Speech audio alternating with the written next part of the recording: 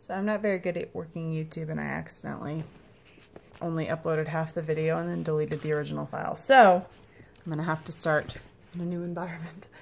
So I think I left off at Piaget and the stages of cognitive development.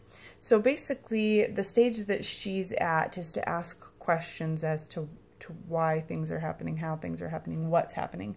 Basically an analytical view of things. So if I see the resin dripping, if we see the resin dripping, we're going to ask, well, what's happening? If the resin is dripping out of the reservoir, what does that mean we've done wrong? And what can we fix? Between expository instruction and direct instruction, I'm going to be leaning probably more towards direct instruction for the majority of the lesson, since I want it to be very clear when I do it what I'm doing. Additionally, going along with direct instruction, I want her to be able to differentiate between the types of cracks, and that'll come mostly for how well I explain them in the beginning.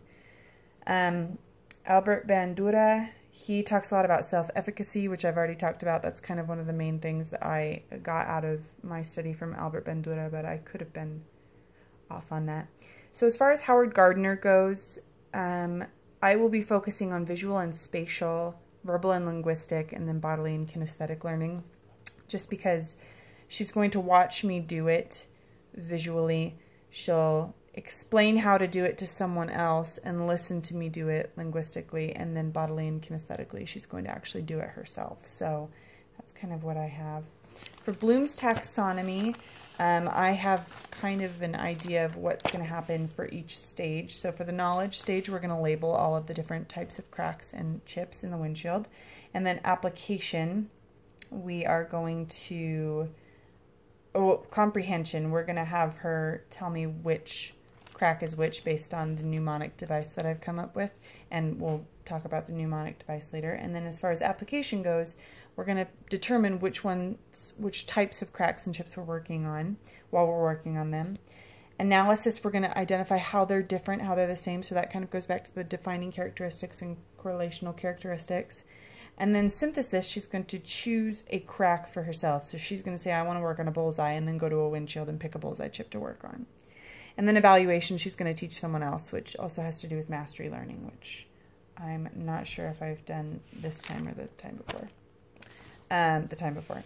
So then Erik Erikson's psychological stages. So she's in the identity versus role confusion stage, and kind of what I want to go off of is, you know, women in cars. I feel like at this age we're kind of discovering, you know, the gender identity as far as it is concerned socially. And so I want to kind of erase any idea that she has that fixing cars is a guy's job and ruining cars is a woman's job. I feel like that might be something that I can do there. Behaviorism, I'm going to talk about that it's normal to react when we damage a car, crack a windshield, or run out of gas. It's normal to react the way that we do, and how we can kind of cope with our initial reaction, our knee-jerk reaction. And then Kohlberg, we're going to talk about when you damage someone's property, you have a responsibility to do the right thing, and the right thing is to tell them to fix the windshield for them or to pay to have it fixed, but she'll be able to fix it for them if she does. And then Edward de Bono, we're going to be focusing mostly on the black hat and the green hat, so that'll be spotting the risks, how to avoid cracking your windshield, and then solving solutions, so how to deal with a cracked windshield once you've cracked it. And then proximity, I'll talk a lot about how this can be a useful skill for those around her. She can be beneficial to the people that she's close with in her community. And then informational versus control language, I'm leaning towards informational language, just like I said. In fixing a car windshield, you don't want there to be any ambiguity, because if you mess up, you can actually do more damage.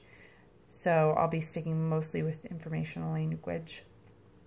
Contagious behavior, I'm planning on just being calm and relaxed and laid back, so she feels comfortable with me, and hopefully she'll be able to emulate that. I don't know what that would be. Behavior. Visualization, I have an idea as to how we're going to do this with the glass analogy that I used in the first video of you fill it up with water and then you press the water down and fill it up a little more. So I'm going to try to help her visualize how the resin is actually filling the crack. And intuition, I'm going to kind of explain that this is a double-edged sword. You can't follow your instincts blindly because, and you can't ignore your instincts completely. The instructions say fill the crack and apply pressure, but if you apply too much pressure, you'll crack the windshield even further. So we want to find a balance between following our intuition and following instructions. And then the simplified memory system, long-term memory, teaching someone else to do it will help her transfer the ability to do it in her short-term memory into the ability to follow the procedures in her long-term memory. And then interference. I talked earlier about a vase and a glass. You know, have you ever fixed those? I'm going to explain that this is, though similar, while you are applying glue to put something together, this is different because we're not putting two pieces together, we're filling a fissure between one whole piece. So I'm going to make sure that that interference is not interfering. And then prototype will have the pictures of the different cracks and chips, but we'll also have the windshield that we're working on, so she'll be able to work on the prototype that she has. And she'll have probably a prototype of the cracked windshield that you have on your car, so she'll know what that is. Positive and negative instances. Basically, just because A happened doesn't mean that B will happen. Just because you have a friend that cracked their windshield and it's never spread doesn't mean that'll happen to you. And just because you have a friend that tried to fix their own windshield and they ruined it doesn't mean it'll happen to you. So just the difference between the two of those. Mastery learning. So I didn't get to that one in the last video. So mastery learning is going to happen when she teaches someone else to do it. When you have become so good at something that you can teach someone else to do it, that's kind of my understanding of a gauge of how well you actually know what you're doing. And then physical arrangement. So where we do it, there's not going to be, I don't want there to be an imaginary audience, and so one of the things that I am doing is I'm not going to do it in an auto repair shop like I had originally scheduled to do it. I'm going to do it in a driveway or a parking lot, somewhere where there's not going to be a ton of people, because I want her to feel comfortable, and that goes the same with physical climate. And then individual physical state. I'm not entirely sure about this one. I've looked up online as to what it means, and I couldn't really figure this one out, so I may have to ask you about that a little bit. But from my understanding, the individual physical state is just how an individual processes a general happening in the world. So just figuring out how she processes what happens to her. And then physical, or cueing, I'm just going to be on the lookout for any confusion. If when I'm doing it, I'm going to be watching her kind of while I'm performing to see if she's like looking confused or like trying to get a closer look. So I'm just going to be looking for any type of cueing that she's not getting it or that she's confused, because I want her to be able to really understand it. And then decay, checking periodically for her understanding. Just to make sure that, do you understand what I'm doing now? Can you explain to me what I'm doing now? Tell me what I just did that you think is beneficial, or just that. And then intrinsic and extrinsic motivation. There's a difference between wanting to fix your own car windshield because you don't want to have to pay extra money, and helping someone else fix their car windshield because they've asked you to. So your parents may ask in the future for you to fix the car windshield, and that's basically your chore for the weekend, right? So the difference between those two. And then Maslow's hierarchy of needs. This is a safety need.